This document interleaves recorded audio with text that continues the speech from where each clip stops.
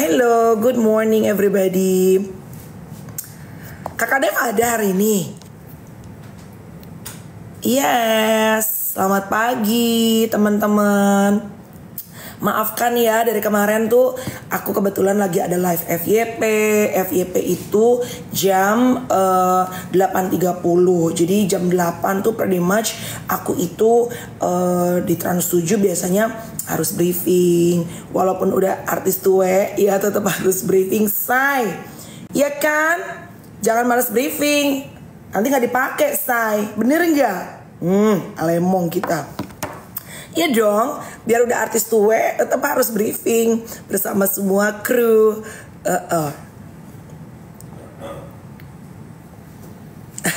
Iya, Iwat bilang kita bubar jalan ya. Ya iyalah, wajar aja disangka orang bubar jalan guys. Orang lama banget kita nggak live. Ah, ini Lucy udah ada.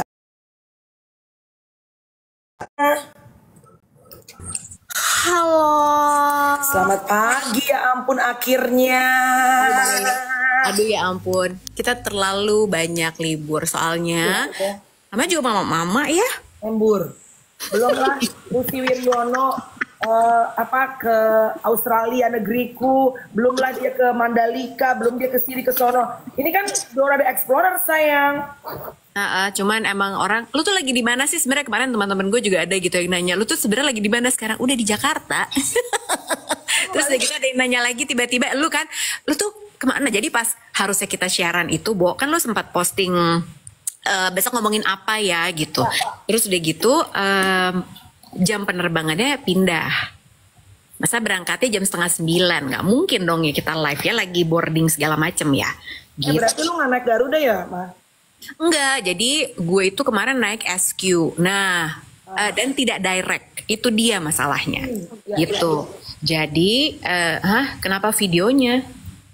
Emang videonya kenapa? Nggak apa-apa kan, Putro? Ya, kok aman-aman. Kenapa, Putro?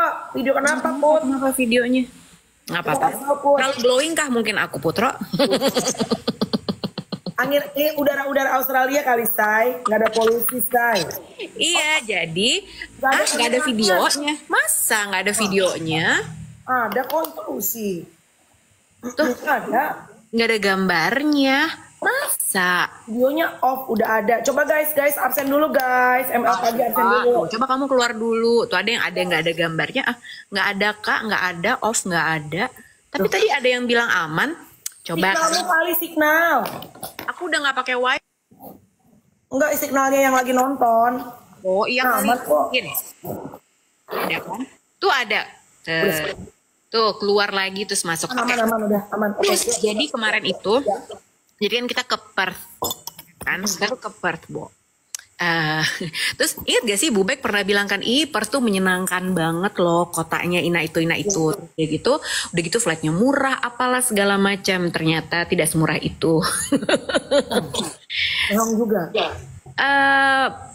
Ini sih, jadi sebenarnya ternyata mungkin kalau dari Bali kan katanya orang-orang Perth tuh banyak banget yang kalau liburan ke Bali gitu-gitu kan. Tapi terus udah gitu gue cari juga tiketnya, nggak murah-murah juga. Memang yang budget, tapi kalau misalnya lo hitung-hitung kan itu belum ada bagasi, Kakak Melani. Ya kan? Jadi lo tambah lagi, akhirnya jatuhnya sama aja. Terus kemarin gue cari flight itu yang tentu tante cari yang paling murah kan ya, Singapore Airlines. Tapi memang harus transit dulu di Singapura gitu. Makanya pas kita lagi mau live itu ribet tuh, karena kan waktu transitnya juga mepet gitu, jamnya dimajuin segala macam gitulah begitu. Tapi untungnya SQ itu selalu tepat waktu, makanya aku suka banget gitu, selalu pas banget, Bo. Gue jujur ya, bukannya nggak mau naik budget flight, tapi kalau nge-MC gue selalu kalau ini ya lokal ya, selalu minta si G, karena dia pasti pernah deh beberapa kali juga kayak delay, cuma paling nggak lebih sering on time dibandingin mungkin yang ya gitu. Benar. Kalau ngejar flight, misalnya ngejar let's say mau nge-MC ke Jogja, mau nge-MC ke Bali, gue tuh takut, Bo, kalau kayak budget flight segala macam. Kenapa? Karena ujung-ujungnya ntar lo tiba-tiba delay, stres lu tuh satu menunggu di bandara. Kalau bandara Jakarta masih oke. Kalau bandara-bandara di daerah kan tidak se-luxurious bandara di Jakarta ya, Bo, gitu. Iya. Belum lu diteleponin sama IO, aduh, jantung mau copot, bener gak? Iya, benar. Itu tuh masalahnya. Jadi udah beberapa kali bukan nggak mau naik budget flight, guys ya. Tapi masalahnya kalau kita ngejar waktu itu memang lebih reliable. Ya udah full service airline lah gitu sebetulnya. Ya itu pun juga tetap kelasnya ekonomi, Kak. Tenang aja. Nah, tapi kayak kemarin ya, Mel, pas gue ke Mandalika, itu gue juga berantakan. Gue bahkan nggak nonton race-nya sampai kelar. Nggak bisa. Kok pos? Kenapa tiba-tiba? Gue matiin. Kenapa, Mah? Jadi harusnya gue itu pulang dari Mandalika, gue tuh kan emang kalau kesana emang buat kerja doang ya gitu, emang buat cari berita. Jadi begitu race kelar tuh harusnya jam 4 sore udah selesai. Terus gue pilih penerbangan pulang, ada tuh si G itu jam 19.45. Wah cocok nih, kayak tahun lalu gue juga pulangnya jam segitu. Terus udah gitu tahu-tahu dapat SMS, dapat WhatsApp dari si G dimajukan jadi jam 6. Ya elah. Iya. Kagak Tapi dia, dong. tapi dia in advance tuh seringan. Kita dapat WhatsApp dulu. Paling nggak kita tahu, ya kan? By the way ya, di Mandalika itu di daerah dekat seputaran itu ada bukit namanya Bukit Jokowi ya. Adin, pernah naik kita ke situ. Jadi katanya memang ada Bukit Jokowi itu sudah gitu mereka tuh punya tempat yang katanya kalau VIP nonton tuh di situ gitu. Yang sebenarnya gue juga gak ngerti konsepnya kenapa dibikin di situ. Karena kan kalau nonton race paling enak kalau lo di deket si pedoknya itu, ya kan? Sedangkan tuh jauh. Jauh, Bo. Jadi harus naik mobil. Nah, kemarin aja kan Bapak Presiden nonton tuh datang. Ya dia posisinya itu di sebelahnya media center. Nah, gue tuh di media center kan. Dia itu posisinya di tempat si posisinya bukan di sebelah Nikita Mirzani. Secara kan menjadi highlight ya, Say. Nikita datang kan. Aku kenalan akhirnya kemarin. Masa? Oh jumpa lo sama Niki? Ya tapi dia juga lupa kali sama gue kan dia pokoknya lagi sibuk terus udah gitu gue yang halo kan gue selalu gitu ya kalau ada orang di samping gue terus udah gitu halo Mbak Nikita aku Lucy dia juga lupa lah abis itu Bo. Oh lo manggilnya Mbak Nikita, kalau bilang halo Mama Lemon. Karena dia selalu lemon ya. Dia jawab salam well. Jangan gitu. Soalnya kemarin aku habis dari Mandalika, terus kan aku sempet live ya gitu. Ini banyak pertanyaan-pertanyaan, aku takut jawabnya. Udahlah ya nggak usah dijawab ya Nek. Jawab. Mulai. Nanti kita ketemu aja. Nanti aku ceritain sama kamu aja. Update dulu sesaat ya yang bisa diupdate secara publik ya Say. Jadi Lucy kemarin ke Mandalika, dia ke Perth, terus udah gitu. Kalau saya cuma puter-puter Mampang sama daerah Tanah Abang ya Say. Gue nonton gila. Jadi kemarin yang mungkin bisa gue highlight tuh dari si live FYP gue tuh nemenin si Alpa, Empo Alpa kan. Ya. Gue tuh pengen share sama kalian satu hebat memang generous heartnya Raffi Ahmad tuh luar biasa ya. Nah ini udah it's been told mouth to mouth sama teman-teman artis. Jadi Raffi tuh ya nobody's perfect lah gitu. Cuma gua aja, ini apa kan kemarin lahirannya dibayarin semua. Iya. Yeah. Semua sama Raffi. Terus kayak ya beberapa teman-teman deh juga kita tahu soal dibantuin sama Raffi deh gitu. Nah, jadi kayak lo gak mau kenalan sama gue juga butuh bantuan lo Bo. Kalau lo melahirkan kembar mungkin lo dibayarin juga sama dia. Lo mau lahirkan kembar lagi? Sponsorin podcast gue aja deh. Ya Allah, gak usah lahiran mahal. Oke. Jatuhnya bukan nyari temen ya, nyari investor ya Say. Yeah. Jadi gue bilang gini, wajar aja sih maksudnya orang-orang bilang bener, pada nanya tuh bener gak sih itu cuma kayak kan ada orang kayak cuma gimmick sepistan lah ya gitu. Itu beneran gak sih gitu ngebayar info apa. From what I've heard sih beneran gitu, dan knowing Raffi quite long sih menurut gue sih beneran gitu. Karena lu tau gak, gue aja temenan sama Raffi, gue nih temenan sama dia Bo. Pernah dapat iPhone, pernah dapat sepatu Balenciaga, pernah dapat parfum by Rido. Iya, dikasih sama dia. Dia tuh generous. Mau dong temenan, kenalin dong. Asli. Jadi bilang kalau lahiran Caesar, terus anak lo 2, terus ya Lus, oke, that's another point. Terus satu hal juga gue mau highlight mengenai Po Alpa. Hebat loh perempuan ini rezekinya menurut gue. Hebat. Ya Bo, dia kan ibaratnya orang mikirnya another viral, hanya salah satu icon selebgram viral, ya kan? Gara-gara apa namanya di TikTok apa di apa gitu. Tapi knowing dia sekarang apa karirnya menurut gue, terus kemarin melahirkan di live di TV gitu, rezekinya luar biasa dan emang anak ini tuh attitude-nya tuh sopan dan baik gitu ya. Umur berapa sih dia? Apa lu 37? Oh ya ampun, oke. Terus gitu apa namanya pas mau melahirkan gitu ya gue inget sih masa-masa setahun yang lalu tuh kan gue juga OP si angkat rahim kan di rumah sakit bunda juga gitu. Tapi momen lu sesar gak sih lu normal dua-duanya.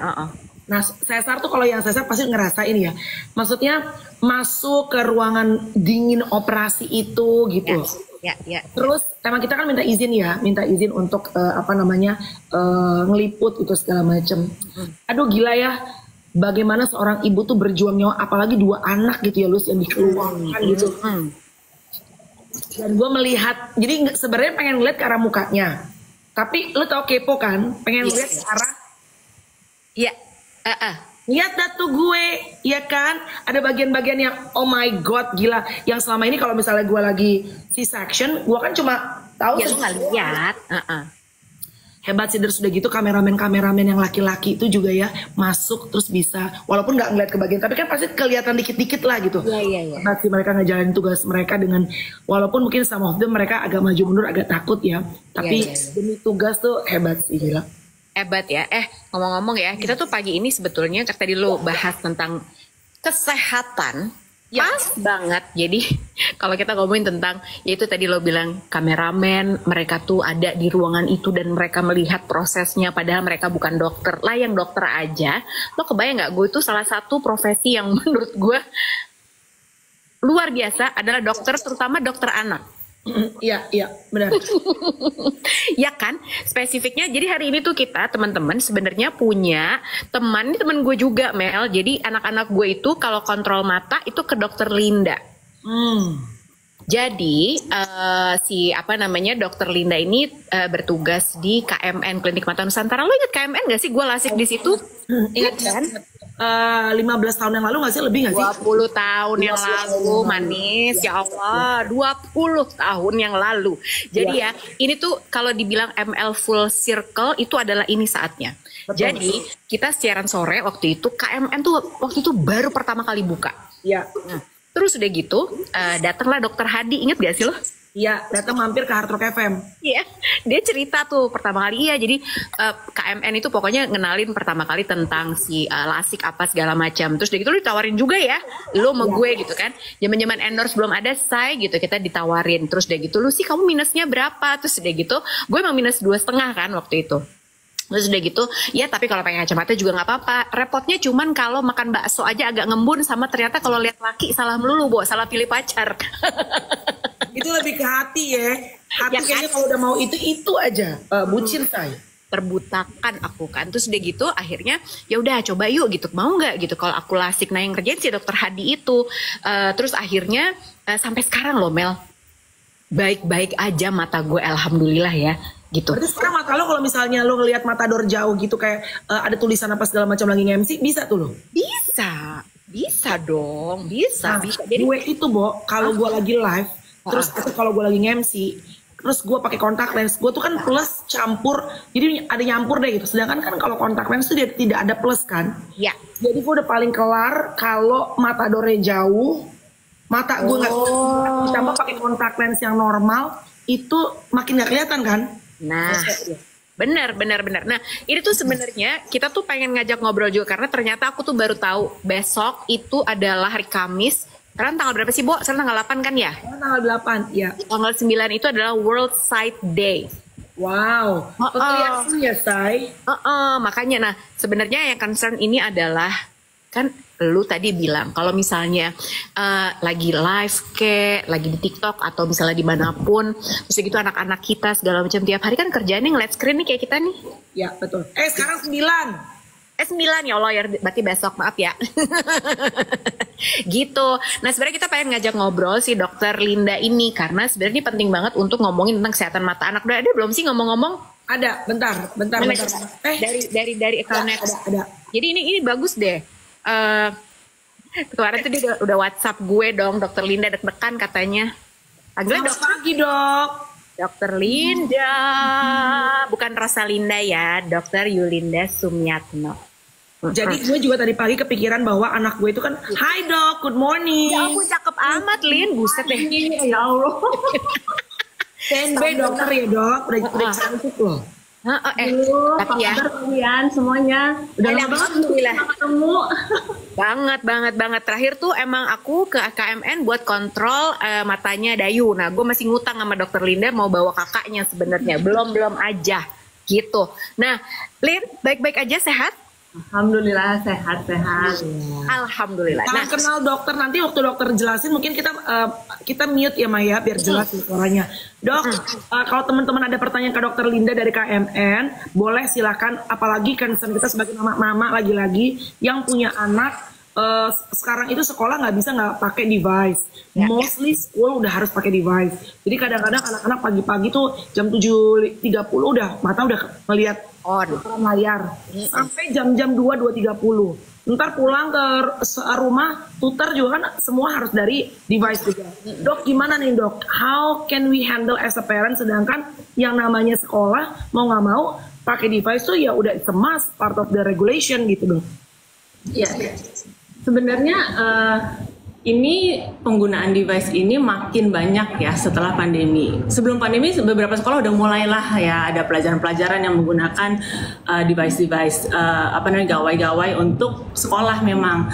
Tapi ketika pandemi akhirnya semua orang have to go through it gitu. Semua anak harus belajar lah untuk menggunakan gawai untuk sekolah, untuk belajar dan akhirnya bukan hanya itu doang tapi mereka berkomunikasi dengan teman-temannya kan akhirnya dengan main games dengan gawai itu. Nah sekarang pandemi udah selesai, tetap kan, tapi ini berlanjut dengan pemakaian gawai yang akhirnya ya kita memang nggak bisa menghindari. Jadi satu, kenapa kita nggak bisa menghindari ya namanya juga kemajuan teknologi gitu. Jadi kayak ini ada kemajuan teknologi yang memang kita harus take advantage of, tetapi ada hal-hal yang kita tetap perlu ingat bahwa ada kesehatan mata nih yang perlu kita jaga gitu.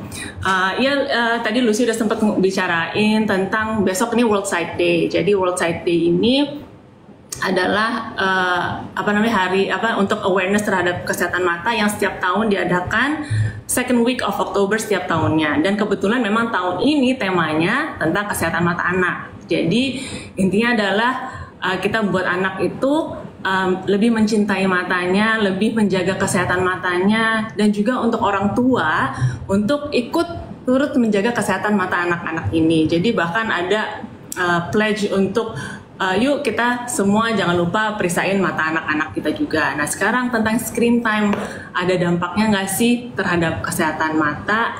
Secara umum ada. Secara umum jangankan hanya untuk anak-anak ya, untuk kita pun pastinya ada. Apalagi yang memang kerjanya kita harus constantly di depan layar, ditambah lagi ruangan ber-AC. Yang paling banyak yang bisa terjadi apa? Matanya kering. Kenapa matanya kering? Karena kalau kita lagi depan layar itu kadang suka lupa ngedip. Yang kita tidak sadari itu adalah kita lupa ngedip. Nah, untuk yang pemain game itu lebih parah lagi. Karena apa? Literally mereka tuh bisa berpuluh-puluhan detik melek terus, baru nanti kedip setelah sekian puluh detik lah yang seharusnya mereka udah rutin kedip itu. Nah, sekarang kalau kedip kenapa dampaknya ke mata? Ketika kita ngedip itu, kita memproduksikan air mata. Jadi kalau misalnya kita nggak kedip-kedip, yang air mata yang udah ada di permukaan kita udah menguap semua, kita udah nggak ada lapisan air matanya, akhirnya kornea kita jadi kering, mata kita jadi kering. Muncul tuh nanti setelah sekian lama anak saya kok jadi suka kucek-kucek, suka kedip-kedip, suka kayaknya nggak enak banget matanya. Ya itu tanda-tanda mata kering bisa seperti itu, kayak sampai ganjel, perih, bahkan ada yang merah tuh. Nah, terus abis itu kalau misalnya gadgetnya deket, misalnya handphone, tablet, laptop, komputer, itu semua termasuk yang gawai jarak dekat. Itu matanya akan dalam kondisi kontraksi otot-ototnya. Jadi kalau mereka secara intensif terus berjam-jam mereka ngelihat layar yang deket tanpa istirahatin matanya, itu lama-lama akan capek. Bahkan ada kondisi di mana anak-anak ini kan ototnya sangat kuat. Beda sama kita makin tua nih, otot makin lemah. Mata pun juga gitu. Makanya ya kita nanti mulai pakai kacamata plus di usia 40 tahunan ke atas dan lain-lain. Itu karena ototnya udah nggak sekuat dulu. Nah ini anak-anak ini saking kuatnya bahkan bisa sampai spasme, sampai mereka ngeliat jauh pun matanya nggak rileks. Jadi kita itu kondisi mata kita itu kan saat ngeliat jauh dan ngeliat dekat kita berubah. Kalau ngeliat dekat kita kontraksi, kalau kita ngeliat jauh kita relaksasi. Nah kalau kita nggak bisa relaksasi untuk lihat jauh, akhirnya burem ngelihatnya. Nah, terus habis itu bisa datang ke klinik dengan keluhan burem, matanya nggak nyaman, tapi dicek dengan ukuran, kok kayaknya kok false banget, yang bisa sampai menyebabkan kayak false high minus. Jadi seperti yang minusnya tinggi, tapi pas habis itu kita kasih tetes istirahat, oh ternyata dia nggak minus matanya. Karena apa? Mereka akomodasi yang berlebihan. Jadi memang harus diselingi istirahat. Istirahatnya cukup ngelihat jauh tuh mata kita istirahat. Jadi itu yang main problems. Yang itu pun juga bisa muncul di ini ya, di dewasa pun juga ya, karena kan lelah akhirnya. Makanya ada yang disebut dengan computer vision syndrome, sindrom-sindrom yang emang muncul akibat pemakaian komputer yang terlalu lama. Gitu. Tapi bentar ya, aku pengen tanya sebenarnya bukan ke Dokter Linda tapi ke Melanie. Tadi soalnya poinnya Dokter Linda itu pas banget, karena ini adalah fokusnya kesehatan mata anak. Mel, kapan terakhir kali lo bawa Chloe sama Courage ke dokter mata untuk cek? Coba, atau gini deh, soalnya menariknya adalah waktu gue bawa anak gue ke Dokter Linda aja, ternyata gue juga baru tahu kita itu kayaknya kurang concern sama mata aja. Ya Lin ya, kalau ada apa-apa baru ke dokter. Padahal sebetulnya harusnya lo cek juga. Nah lo kapan terakhir lo bawa buat check up aja gitu, Mel? Honestly, Courage belum pernah gue bawa ke dokter mata loh. Kalau Chloe itu dulu waktu kecil punya problem almost, thank God nggak kejadian. Almost matanya tuh kayak nggak fokus. Jadi aku takut lazy eye ya. Jadi aku sempat bawa penanganan ke dokter mata. Tapi karena akhirnya lama-lama di treatment udah oke, lurus gitu. Jadi aku sampai sekarang nggak pernah ngecek lagi jujur tuh. Itu juga kemarin dapat PR dari Dokter Linda karena ternyata bisa latihan sendiri ya Lin ya gitu. Itu banyak kejadian di anak-anak ya Lin soalnya mata yang kita kelihatan nggak fokus itu. Jadi ya cukup inilah ya jadi gini, kenapa sih mata anak ini perlu diperiksain walaupun nggak ada keluhan? Karena satu, mereka nggak bisa ngomong untuk mereka nggak bisa mengutarakan nih, aku ngelihatnya buram, aku ngelihatnya nggak jelas, aku matanya nggak enak. Untuk beberapa anak tidak bisa mengutarakan sampai akhirnya mereka masuk ke school age, mereka kesulitan di sekolah, gurunya notice mereka harus maju-maju gitu. Nah jadi sebaiknya sebenarnya anak-anak ini yang nggak ada keluhan pun itu harus screening penglihatan bahkan di usia 3-3,5 tahun. Nanti dari situ kita memastikan penglihatannya normal nggak untuk umur segitu. Terus kedudukan bola matanya sejajar nggak, lurus nggak. Jadi kita deteksi dini nih. Kalau misalnya emang itu semua ada gangguan, maka kita harus periksa yang lengkap. Apa nih yang menyebabkan penglihatannya nggak fokus? Matanya nggak fokus? Apakah penglihatannya kurang? Kalau misalnya ternyata penglihatannya oke, berarti emang faktor di ototnya aja. Kadang kita emang kasih latihan-latihan. Terus habis itu kalau misalnya mereka bagus-bagus aja, sebenarnya setiap tahun harus kontrolin. Kenapa? Mata anak ini masih berubah bentuknya, masih bisa tumbuh makin panjang. Jadi walaupun nggak ada keluhan, itu mereka harus screening penglihatan dan juga harus rutin check up. Dan yang kadang suka kita nggak tahu adalah misalnya ini anak nggak ada masalah penglihatan. Kalau kita kan suka kadang-kadang lihat plat nomor mobil itu, lagi belajar angka, ini plat nomor mobilnya berapa. Nah habis itu nggak pernah ada masalah kok dok, dia ngeliatnya bagus-bagus aja. Tetapi yang kita suka nggak tahu adalah ternyata mereka makanya cuma satu mata. Yang kayak gitu suka akhirnya ketahuannya telat. Kenapa? Mereka nggak pernah ada masalah kegiatan sehari-hari, tapi pas kita check-in di sini ngeliatnya burem banget, yang di sini jelas banget. Akhirnya mereka secara nggak sadar hanya menggunakan satu mata untuk melihat. Jadi itu yang suka baru ketahuannya agak telat karena hanya kebetulan mereka ada keluhan mata, atau si anaknya lagi gini-gini, kok burem ya gitu. Jadi kalau misalnya mereka suka ada satu mata yang kelihatannya bagus gitu, aku suka nanya, kamu akhirnya tahu mata kamu ini gimana? Ya aku kemarin lagi ngeliat ini, aku lagi nutup mata satu, kok aku nggak bisa ngeliat apa-apa gitu. Jadi nah makanya pentingnya kita screening penglihatan di awal itu adalah kita akan ngecek satu-satu gimana penglihatannya. Terus abis itu kalau misalnya memang ada mata malas, itu akan lebih baik kita treat lebih dini gitu. Karena kalau misalnya penglihatan yang kurang akan bisa menuju ke situ tuh, mata juling, mata malas gitu. Dok, aku tanya dong, kalau kita kan tiap hari juga ngeliatin device tuh, matanya lelah. Sebenarnya kalau mata lelah tuh selain diistirahatkan, apa yang bisa dilakuin? Kayak tetes mata tuh ngaruh nggak? Terus udah gitu pakai kacamata yang yang blue light ya? Itu pengaruh bener-bener apa enggak? Terus obat-obatan kayak multivitamin untuk mata itu pengaruh apa enggak? Oke.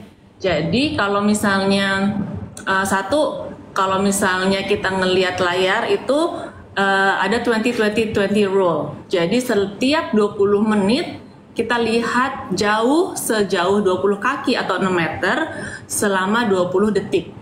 Paling enggak mata kita istirahat tuh. Buka dong. Langsung buka dia. Buka. Begitu Linda bilang 20-20 langsung Melani gitu. Terus yang tadi yang air mata tambahan itu boleh digunakan karena kan memang kalau misalnya jangka panjangnya emang akhirnya mata kita memang bisa kering kan. Nah itu memang sekarang lebih banyak akhirnya kejadian mata kering karena lifestyle changes nih. Dulu kan biasanya mata kering yang udah usia-usia yang lebih lanjut. Nah sekarang apalagi yang di usia produktif, yang emang apalagi yang kantoran, yang AC terus, itu juga lebih banyak yang mata keringnya. Terus habis itu yang kacamata blue light ini. Jadi sebenarnya kacamata blue light filter ya. Blue light di layar ini sebenarnya kecil, dia nggak terlalu banyak. Jadi nggak sampai menyebabkan secara studi ini nggak terlalu berefek banyak ke kesehatan mata yang blue light di layar ini. Kenapa? Karena yang nggak segede ya, kita sebenarnya kan banyak blue light juga kita dari matahari segala macam kan kita juga ada gitu. Nah yang kalau misalnya di komputer di alat-alat gadget itu nggak terlalu berdampak, tetapi dia blue light ini lebih ke bisa mengganggu siklus tidur kita. Kenapa? Blue light itu membuat kita alert. Dia makanya terutama anak-anak ya. Anak-anak kalau misalnya emang menggunakan gawai, jangan mendekati jam tidur. Kenapa? Nanti siklus tidurnya keganggu. Dia jadi nggak akan ngantuk-ngantuk tuh. Jadi makanya after dinner time, udah nggak usah ngeliat gawai lagi karena harus dia harus tetap tidur sesuai dengan waktunya. Makanya kan waktu zaman pandemi juga kan akhirnya juga sekolah kan lebih santai, nggak harus gubruk-gubruk pagi-pagi. Terus akhirnya malam-malam anak-anak masih pada ngeliat layar, akhirnya tidurnya jadi kurang, paginya jadi kayak emang ngaruhnya sih lebih ke situ. Jadi walaupun blue light kita nggak terlalu blue light yang digawai ini tidak terlalu banyak efeknya, tetapi terhadap siklus tidur kita tuh bisa ngefek. Jadi makanya kalau lagi kebangun malam-malam ya, terus ngeliat handphone makin nggak bisa tidur kan. Bukannya makin tidur, kita malah makin scrolling terus udah sejam kita di tempat tidur nggak tidur karena jadi malah bangun gitu. Tadi kacamatanya berarti pengaruh ya dok ya? Lebih ke itunya sih, lebih ke siklus tidur itu. Tapi kalau misalnya untuk minus, silines itu nggak ada ngaruhnya. Nah kalau blue light itu pengaruh? Itu ngaruh ke nggak ngeganggu siklus tidur. Oh tapi kalau bikin mata nggak jadi capek nggak pengaruh ya sebetulnya? Sebenarnya nggak terlalu banyak ininya sih, tetapi karena warnanya kan jadi agak kuning-kuningan ya. Untuk beberapa orang mungkin jadi lebih nyaman. Tapi kalau misalnya untuk anak-anak, akhirnya aku bilang ya kalau dia lebih nyaman depan layar, akhirnya dia akan lebih panjang nih depan layar. Mendingan dia istirahat aja. Gitu. Oke. Ini kalau kacamata yang blue light itu sama anti radiasi, apaan sih kacamata anti radiasi Lin? Emang ada ya? Ini soalnya jadi gini kan, kalau misalnya kita kacamata bisa ada anti UV, anti blue light, ini kan anti ini nih yang banyak kan. Nah ya itu tadi kalau misalnya anti UV biasanya sih sebagian besar kacamata udah ada ya. anti UV-nya. Dan juga kan anak-anak nih kita motivasi banyak main outdoornya, banyak main di luar. Kenapa? Itu memperlambat minus muncul, memperlambat minus naik. Jadi mereka harus mendapatkan sinar matahari. Nah tadi kalau misalnya anti blue light itu, kalau misalnya kita ngomongin tentang kesehatan mata anak, berefek nggak? Enggak. Kenapa? Yang bikin anak minus itu bukan si blue light dari layarnya, tetapi karena mereka ngeliatnya deket terus. Kalau misalnya mereka aktivitas jarak dekatnya terus-terusan, itu makin lama bola mata kita akan anak-anak ya, karena mereka masih tumbuh. Kalau dewasa mah nggak terlalu banyak perubahan kan. Nah kalau misalnya anak-anak ini bola mata masih tumbuh memanjang dan itu bisa dipicu oleh aktivitas jarak dekat yang berlebihan. Nah blue light itu nggak ngaruh kan ke situ. Jadi emang yang harus yang harus dilakukan nih untuk anak-anak ini adalah memang istirahat dari ngelihat deketnya. Jadi karena minus ini sekarang udah banyak banget ya, angka kejadian minus ini makin banyak. Sebelum pandemi aja ini grafik minus sudah kayak gini. Pandemi wah makin banyak tuh kan yang anak-anak dengan minus. Nah jadi udah diprediksikan bahwa di tahun 2050 nanti setengah populasi dunia ini akan minus. Serius? Ya kan emang karena gadget juga sih ya. Faktor genetik ini banyak efeknya. Jadi gen untuk minus aja udah ada ratusan. Nah itu yang kita kita nggak bisa kontrol kalau gen kan. Terus kalau misalnya 2, gaya hidup, bener tadi Lus. Jadi kalau misalnya gaya hidup apa? 1, anak-anak yang kurang kena matahari, sama anak-anak yang banyak yang ngeliat deket. Kalau dulu kita yang minus-minus biasanya kan dibilangnya ini dia kutu buku, sering baca buku. Ya memang yang anak-anak yang seneng baca cenderung lebih minus. Kenapa? Karena bola matanya tumbuh lebih cepat. Nah terus habis itu pengaruh durasi membacanya atau ngelihat deket gawainya sama jaraknya. Jadi kalau misalnya ini udah ada penelitian ya. Jadi kalau misalnya anak-anak yang baca nonstop kurang dari 30 menit sama anak-anak yang ngeliat aktivitas deketnya lebih dari 30 menit nonstop, itu lebih banyak minus naik yang lebih dari 30 menit nonstop. Jadi misalnya anak-anak yang main game dari handphone, tablet, anak-anak yang hobinya baca gambar, kita saranin istirahat. Boleh misalnya nih mereka dapat jatah 2 jam, oke 2 jamnya harus dibagi-bagi, jangan 2 jam straight. Terus jarak minimal 30 cm. Kenapa? Kalau misalnya ngelihatnya misalnya gitu, kita ngeliat handphone, terus dia handphonenya gini nih, kan jaraknya deket banget ya. Itu akan memicu si minusnya lebih cepet naiknya dibandingin anak yang jaga jaraknya minimal 30 cm ngelihatnya. Kalau kita tuh sosok gitu ya Mel, biar terlihat masih mata muda. Padahal lagi udah kelihatan ya. Ya, tapi kalau anak-anak muda sekarang kan gitu, kalau texting deket banget gitu, pengennya gitu kan membohongi orang-orang, padahal sebenarnya kalau gini nggak ngeliat apa-apa. Udah plus tante kan ya gitu. Gitu. Nah, tapi ini ada banyak treatment juga, Lin. Ternyata ya, gue juga kemarin sempat baru lihat juga banyak treatment yang katanya bisa melakukan ini, mengurangi mata minus, pakai kacamata ini dengan treatment apa segala macam. Emang bener bisa gitu minus dikurangi dengan cara-cara kayak gitu, terutama buat anak-anak ya? Kalau minus ini kan kita kembali lagi nih, kenapa sih anak minus? Karena bola mata mereka panjang. Jadi biasanya anak-anak yang minusnya terlalu cepat, kita ukur nih panjang bola mata yang mereka berapa. Misalnya rata-rata panjang bola mata yang usia segitu 22 mili. Ternyata mereka 25 mili, ini udah pasti minus nih. Gitu.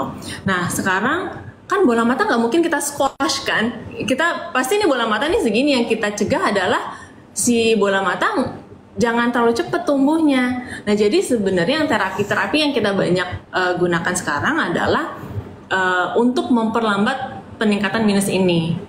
Jadi ada yang pakai obat tetes lah, ada yang pakai kacamata tertentu lah, ada lensa kontak. Nah itu sebenarnya untuk memperlambat minus naik.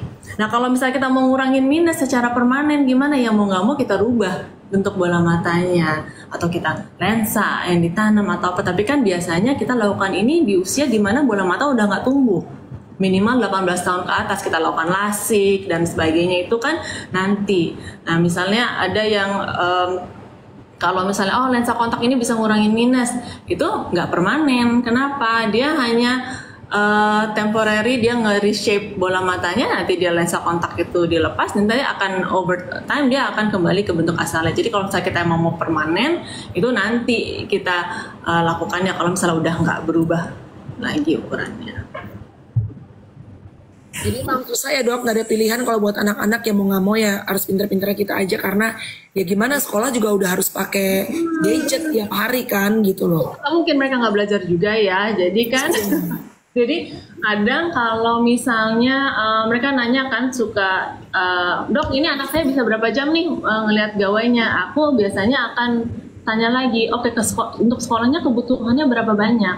Ya. Kalau misalnya sekolahnya kebutuhannya udah banyak, berarti misalnya nih hari itu kamu lagi ada ujian untuk besok harus belajar banget. Nah berarti kan itu kan ngeliat deket terus menerus dia. Ya berarti main gamenya oke, kita cut down dulu. Kalau misalnya kamu lagi libur, oke, kamu bisa dapat ekstra lagi. Tetapi tetap nggak yang seharian non-stop, nggak yang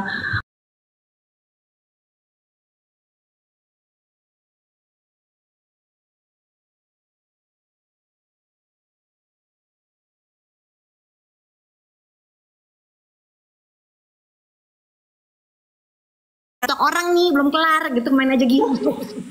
Kalau wortel tuh pengaruh nggak sih dok? Justru terhadap kan zaman kecil kan kita dikasih. Kalau sekarang tuh udah masih pengaruh nggak sih? Jadi gini, mata ini kelainannya kan bukan hanya minus silindris plus aja. Ini mata ini organ yang memang butuh nutrisi antioksidan. Jadi wortel atau vitamin A perlu nggak? Ya perlu untuk kesehatan matanya nih. Dia kalau kekurangan vitamin A dapat menyebabkan ini pada mata. Tetapi bukan untuk minus, bukan untuk ukuran kacamata, bukan untuk mata malas, bukan untuk juling. Jadi tetap nutrisi seimbang perlu untuk menjaga kesehatan mata secara keseluruhan. Tapi kalau mengharapkan kalau saya kasih jus wortel tiap hari anak saya nggak naik minusnya, enggak, itu mitos gitu. Jadi dan jangan hanya wortel aja ya. Jadi kita emang ya udah kasih beragam lah sayur-sayur, buah-buahan, karena nggak vitamin A aja yang penting untuk mata. Jadi perlu vitamin-vitamin nutrisi lainnya. Aku pengen tanya sebenarnya tentang kita tuh kan pernah bahas ya Mel, inget gak waktu itu di ML tuh Dr. Linda, jadi kita pernah nanyain tentang kasus diabetes pada anak yang sekarang tuh juga angkanya makin tinggi. Nah berhubung sekarang kita lagi ngobrol sama Dr. Linda yang memang adalah dokter mata spesialis anak, tadi kan sebenarnya Linda udah sempat bilang juga angka untuk anak-anak yang minus nih naik terus gitu. Ada nggak sih concern lain, apalagi sekarang kita banyak konsumsi makanan manis segala macam, selain karena gawai, selain karena gadget, ada juga nggak sih gitu dengan makanan yang kita makan tiap hari, genetiknya bapak ibunya juga gitu, ada masalah lain yang sangat concerning nggak untuk kesehatan mata anak? Ya Allah, Melani jatuh.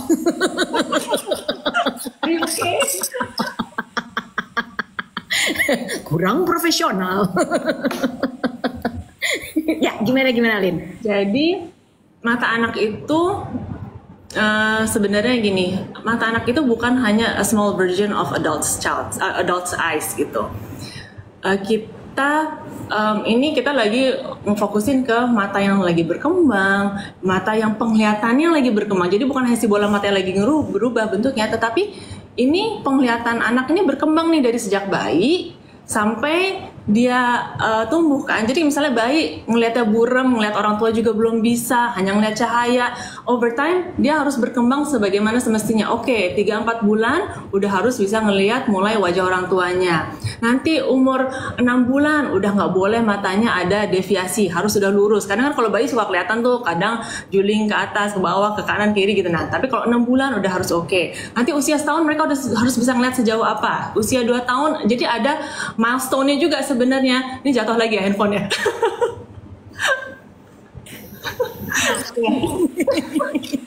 Jadi kesehatan mata secara umum itu kita juga harus jaga. Jadi kalau misalnya kencing manis, apakah memang nggak bisa berdampak kepada mata? Bisa banget. Ya kan, kencing manis dewasa, kencing manis yang memang yang tipe 1 yang bawaan itu pun juga bisa berdampak kepada mata.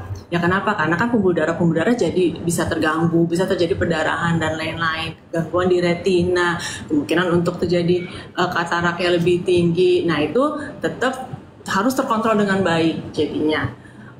Terus habis itu yang sekarang banyak tuh juga apa? Alergi tuh banyak. Sekarang ini deh yang ke dokter anak untuk yang masalah alergi kan mungkin lebih banyak ya, untuk rinitis berulang, bersin ya anakku pun juga gitu kan bolak-balik alergi. Nah, apakah alergi bisa di mata? Bisa, dan itu ternyata banyak gitu. Mereka bisa keluhannya sampai merah, bengkak, terus abis itu nguceknya kenceng banget, bisa ini apa namanya berat seperti itu, atau bisa as simple as ini anak kedip-kedip mulu ya dok. Ini anak kok rasanya kayak nggak enak. Kalau ditanyain ngelihatnya apa, dibilangnya kayak ganjel-ganjel dan lain-lain. Padahal anak ini nggak ada ngelihat laptop, ngelihat handphone itu enggak. Nah ternyata pas dilihat matanya, oh ini ada tanda-tanda alergi. Pas dikasih tahu itu ternyata, oh emang iya dok, anak ini alergian. Tapi kok dia nggak ngucek ya, dia nggak ngucek matanya karena dia lagi gini-gini tuh karena matanya nggak nyaman, tapi dia jadi neken-nekenin si bola matanya kan. Jadi alergi itu cukup banyak. Dan apakah yang kadang suka kita nggak tahu, kita banyak yang nggak tahu adalah nih anak-anak yang suka ngucek matanya, apakah itu bahaya? Iya. Jadi emang dia bisa merubah bentuk bola mata. Karena apa? Ditekan-tekan terus. Oh enak banget nih gitu kan, ditekan-tekan, satu bukannya alerginya makin membaik, tapi alerginya malah makin parah, makin keluar tuh sel-sel alergi, makin gatal terus, akhirnya dia jadi bengkak. Nah si kornea ini yang si lapisan yang bening yang yang kita punya di depan mata itu akhirnya bisa berubah bentuknya, sampai bahkan ada yang bisa berbentuk kayak kerucut karena saking dikucek terus. Nah, berarti kalau misalnya anak-anak oke lah kayak ngucek-ngucek gitu. Nah, kalau buat yang dewasa, berarti kalau misalnya kita pakai kontak lens gitu. Aku dulu juga pakai kontak lens sebelum melasik gitu kan. Nah, itu kan aku jadi takut ya. Sekarang udah gak pernah pakai lagi gitu. Kecuali kalau kayak terakhir kali tuh sempet lah ya buat nge-MC biar cakep aja, Bo. Biar mata kita kelihatan agak coklat sedikit gitu kan. Tapi kan pasti tuh kan ada kontak dengan tangan sama si mata, bola matanya kan gitu. Nah, itu pun juga bisa ngaruh gak sih? Dokter Linda untuk pakai kan kita cuma sebentar kalian dijawab tadi lu nanya kontak lens, mungkin bisa sekalian itu kan sekarang juga di TikTok juga kan atau di mana-mana deh banyak kan jual kontak lens yang kalau dulu kan kontak lens harganya kan mahal, sekarang kan banyak yang murah-murah tapi bagus, warnanya bagus-bagus, tapi kan kita nggak tahu nih, kadang-kadang brandnya juga kita nggak tahu. Ya sebetulnya buat mata tuh gimana sih dok? Jadi memang kan kontak lens ini yang kita harus hati-hati adalah oke, ini kandungannya apa, dia satu cocok nggak sih untuk mata kita gitu. Bahkan kelengkungan lensa kontak itu kan bisa beda-beda. Ada yang akhirnya pas kita mata kita itu kadang nggak bisa yang customize, misalnya karena terlalu flat atau terlalu cembung atau apa, terlalu kecil.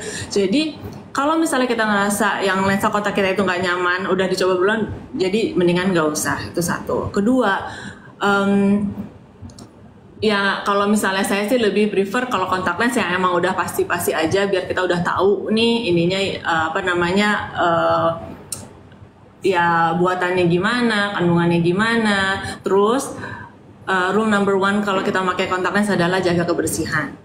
Jangan seenaknya aja untuk ini aduh nggak enak habis itu belum cuci tangan tapi udah buka kontak lensnya, atau misalnya belum cuci tangan udah masang kontak lensnya. Nah yang ada itu akhirnya si bakteri jadi, atau misalnya ya apapun ya itu bisa kena ke lensa kontak itu, terus kita malah nempelin ke mata kita, akhirnya jadi infeksi. Kalau misalnya mata merah nggak boleh dipakein lensa kontak sama sekali, jadi jangan dipaksain, yang ada bisa makin lebih berat infeksinya. Jangan dibawa tidur untuk lensa kontak yang umum ya itu. Terus abis itu sebanyak mungkin kita lepas lensa kontak akan semakin baik. Kenapa? Misalnya gini, orang-orang yang memakai lensa kontaknya bertahun-tahun, berdekade gitu ya, terus lama-lama kan mereka yang udah keenakan suka seharian penuh pakainya, bener-bener nggak kasih matanya istirahat. Nah kadang si kornea jadi kurang oksigennya, jadi mulai tuh matanya gampang iritasi, gampang merah karena jadi matanya kering ya, karena pemakaian lensa kontak yang terlalu ya nggak terkontrol lah ya gitu. Jadi jaga hygiene itu penting untuk lensa kontak, dan penyimpanannya juga. Ini si kotak-kotak penyimpanannya ini penting banget, karena kadang nih kalau misalnya pasien datang dengan infeksi pemakai lensa kontak, saya suka nanya, oke, masih nyimpen nggak lensa kontaknya, masih nyimpen nggak kotaknya? Masih dok.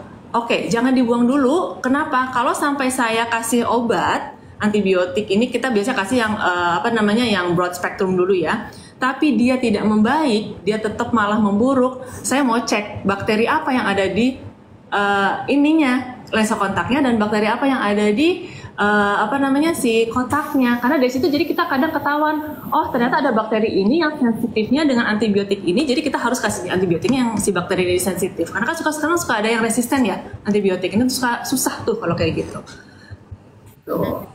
Ini mestinya emang kalau dokter ya Bo, jadi dicek gitu kan, bentar gitu, jadi detail ditanya dulu. Oh, apalagi yang berhubungan sama kontak lens, karena kita aja kadang suka nggak sedetail itu kan gitu, udah yakin bersih atau enggak nih untuk tempat penyimpanan kontak lensnya juga. Bener-bener ini dari tadi banyak banget yang ngeributin rabun ayam deh. Kenapa sih orang-orang rabun senja, rabun ayam? Ya ampun.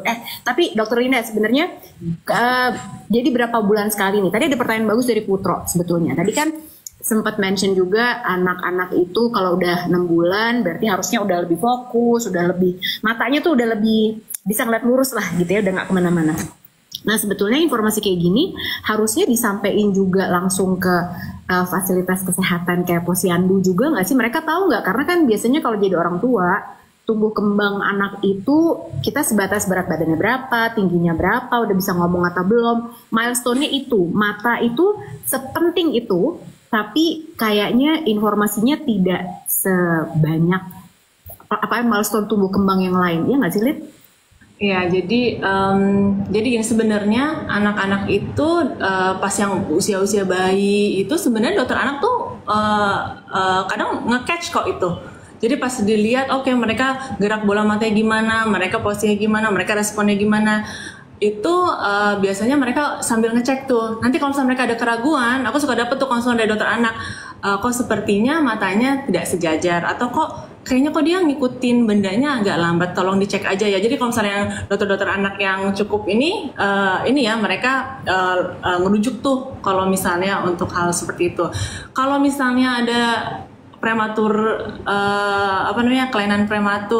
kelahiran prematur, itu juga biasanya dokter anak kan juga langsung minta dicekin kan, karena kan itu kan kelainan di matanya kemungkinannya tinggi.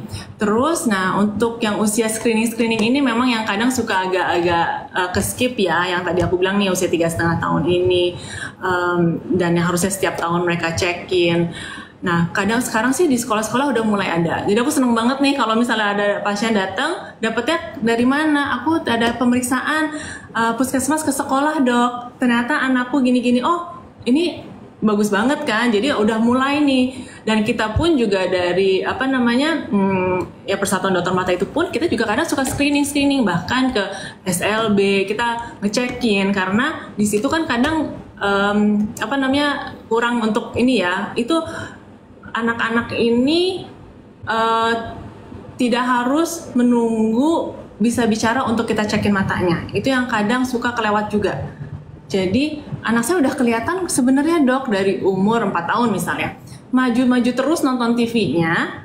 Terus kalau ngelihat sesuatu maunya deket-deket terus, tapi kan dia belum bisa ngomong dok, dia ini jadi aku nggak bawa-bawa. Nah sebenarnya jangan tunggu. Kalau misalnya ada gejala apapun yang kita sebagai orang tua ngerasa kok kayaknya anak mataku kayaknya kurang ini deh, kurang awas, kurang ada keluhan apapun, cekin aja nggak apa-apa. Karena untuk pemeriksaan penglihatan pun dari bayi pun kita bisa melihat apakah mereka dalam batas normal penglihatannya, karena ada cara-cara untuk kita cek penglihatan pada anak-anak yang non-verbal juga. Jadi kadang aku bilang nggak apa-apa bu, misalnya dia mau bawa adiknya tapi adiknya belum bisa ngomong, nggak apa-apa, kita cekin aja. Kalau dia belum bisa ngomong, ada gambar-gambar, ada dia nyocok-nyocokin gambar, atau bahkan ada tes yang saya nggak butuh dia ngomong, saya hanya ngeliat dia matanya ngikutin nggak ke apa yang saya kasih gitu. Jadi itu supaya kita lebih dini kita dapetin ininya.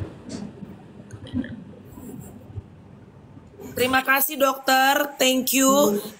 Banyak banget masukannya, banyak banget ilmunya, terutama untuk ibu-ibu, mama-mama muda ya, yang kadang-kadang seperti Luisa dibilang, mata itu kan bagian salah satu yang paling vital, tapi sering terlupakan gitu loh untuk dicek. Dan mau nggak mau tiap hari ini pagi-pagi aja udah kontak sama device. Sampai malam device terus ya. Pinter-pinter kita terutama sebagai ibu, mama-mama sama anak-anak kita yang tiap hari harus kontak sama device juga ya di sekolah ya. Oke, thank you loh Linda. Kita nanti ngobrol lagi. Mudah-mudahan, pokoknya teman-teman yang pengen konsultasi ke Dokter Linda. Nah, Dokter Linda ini emang spesialis buat anak. Tapi kalau misalnya yang tadi mau nanya soal rebun ayam, nah tuh tanya aja tuh sama KMN Eye Care ya. Di follow aja. Mereka juga sering sekali untuk kasih edukasi. Kira-kira kalau mau periksa tuh apa yang bisa disiapin. Terus ada kliniknya ada di mana aja cabangnya gitu ya. Nanti langsung di follow aja. Linda, thank you loh. Kita ketemu ya. Nanti kita ketemu lagi ya. Terima kasih dok. Thank you Dokter Linda. Dokter kayak jangan pergi dulu dong. Kenapa? Dokter tinggal di off aja. Jawab aja. Oke. Sip. Dokter Linda. Salam buat Emil, Dako, dan Dahlia. Bye-bye. Tuh, Bo. Ngomong-ngomong ya Mel, jadi gue itu kemarin juga sempet kan, aku tuh baru mendapatkan sebuah pencerahan. Jadi gue emang ke dokter, ada namanya dokter Anet juga di KMN. Jadi kan tadi lo bilang ada yang obat tetes mata segala macam kayak buat daily use gitu kan. Iya. Jadi dia memberikan analogi yang bagus banget gitu. Emang harus banget pakai tetes mata tiap hari dok. Jadi dia bilang gini, kulit kamu aja pakai moisturizer tiap hari, mata juga iya harusnya. Oh. Tapi nggak bisa kayak cuma yang dijual di umum gitu ya? Ada. Gue juga belinya di biasa kok di Aku mau dong. Kalau gue pakai Eye Fresh namanya, gue bawa Itu pakai mata lelah deh, Lus. Hati atau mata? Dua-duanya. Oke, aku bisa bantu kalau mata. Kalau hati aku minta Tyson aja. Kurang bisa ya. Apa kalau mata coba lihat? Eye Fresh, bentar. Eye Fresh. Beli gue. Orang-orang tuh pada heboh-heboh. Labubu gue udah dari dulu. Bukan labubu sih. Itu apa sih, Bo? Gue sumpah. Itu tas lo apa sih, lucu banget sih. Ini aku beli di Jepang waktu itu. Jadi ini adalah, tuh lihat dong. Ada aja lu tuh ya. Ada. Mas apa itu? Kocak banget sih, Bo. Lucu kan? Jadi Yoshitomo Nara itu adalah bukan artis ya. Dia adalah seniman dari Jepang. Terus udah gitu gue emang suka lukisan-lukisannya, tapi nggak kebeli, Bo. Jadi beli tasnya aja. Ya nggak ada di atas. Tapi namanya Eye Fresher gue Fresh. Di mana-mana ada tuh di apotek tuh. Adin kecil, botolnya cuma segini, tapi itu emang gue tetesin terus gitu tiap hari. Jadi pagi sama malam gitu. Sehari pagi sama malam. Berapa tetes sekali netesin berapa? Satu-satu aja gitu. Gue beli deh. Gue tuh sering mata lelah nih. Ini mata gue lagi lelah nih sebenarnya. Jadi dan sama ini Mel. Jadi kita kan umur udah di atas 40 ya Nek. Jadi satu lagi tipsnya adalah teman-teman, kalau kalian tidak mau kataraknya cepat keluar, kalau lagi panas kayak gini, Jakarta kan lagi panas nih ya, dimanapun pakai kacamata hitam, Bo. Dan yang lensanya harus bagus, karena kalau matahari itu adalah yang sangat cepat membuat katarak kita timbul. Nggak mau kan lo katarak kan? Gue lagi syuting outdoor mulu lagi. Nah, pakai kacamata hitam, Bo. Jadi kalau pas lo lagi udah off cam gitu ya, lo pakailah kacamata hitam gitu. Berarti harus bawa kacamata hitam ya, Nek? Tapi juga yang lensanya juga lo harus pastiin memang lensanya tuh yang UV protected ya gitu. Jadi yang kalau cek itu iya murah memang gitu, tapi masalahnya matanya nggak terlindungi dari UV-nya. Itu yang bikin kita cepat katarak katanya, Bo, gitu. Besok lo ini santai. Santai? Oh, besok kalau gitu kita balik ya, jam 8 jam 9 aman ya. Jadwalnya. Siap. Aku nggak melanglang buana lagi. Nah, besok kalau gitu jumpa guys jam 8 sampai jam 9 pagi, ML pagi. Kita ngemeng-ngemeng aja, ngobrol-ngobrol aja kalau gitu besok ya. Aku kangen pasti sama aku kan. Orang-orang bilang 2 minggu loh guys. Itu deh. Aku tuh memang manisnya sih nggak semanis Anya Geraldine ya, tapi orang ngangenin sih emang sama aku. Missable ya, kangenable ya. Missable. Jam 8, jam 9 pagi kita ML pagi ya guys. Iya guys, kamu kok tumben sih hari ini nggak pakai tank top apa, pakai kaos tupak, kenapa? Kamu kelusi-lusian deh. Ada aja Nek, buru-buru secara mau ada tamu tadi kan, ya udah yang adanya cepet langsung. Terus gue mau bikin bulu mata, udah gue kan udah lama break nih bulu mata gue. Terus gue aduh capek juga kayak pakai maskara ribet kan kalau mau syuting ya. Bulu mata tuh kan cepet banget ya, Bo. Kalau lo mau syuting apa berat langsung nggak pakai lipstick ya. Ya udahlah gue bikin bulu mata setelah 6 bulan ada deh istirahat tuh. Habis itu gue makanya gue bilang gue mau syuting outdoor jam 1 siang. Gue harus pakai kacamata deh, Nek. Gue takut katarak kan say. Iya. Tapi udahlah kalau emang lo lagi sering syuting ya, udah paling enak lo pakai eyelash extension, Bo. Iya benar. Iya kan? Iya. Sesok ya jam 8 jam 9 ya. Oke, baiklah. Kamu selamat pasang bulu mata. Jangan lupa kalau pakai masker, Bo, karena kalau ketiduran nggak nganga paling nggak. Iya benar. Apalagi kalau tidurnya begini suka ngorok say, udah tua. Ada yang bilang tuh kangen Backtum. Nanti Jumat coba kita cek jadwalnya Backtum ya. Boleh. Kemarin dia udah WhatsApp gue. Ntar gue WhatsApp deh. Oke? Bye guys. See you